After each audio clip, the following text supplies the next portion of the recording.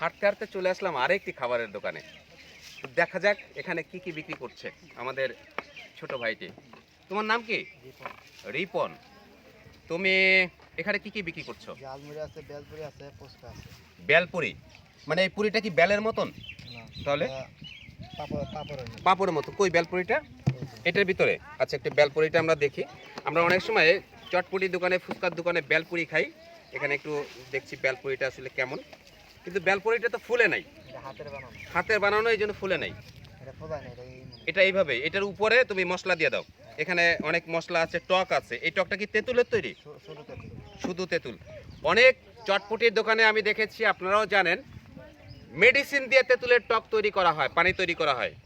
তো এখানে আমরা যে জিনিসটি দেখতে পেলাম যে সত্যিকারের তেঁতুল দিয়েই তৈরি আছে। এবং ঝালমুড়ি আছে, ঝালমুড়িও আছে না? অনেক স্বাদ না ঝালমুড়ি?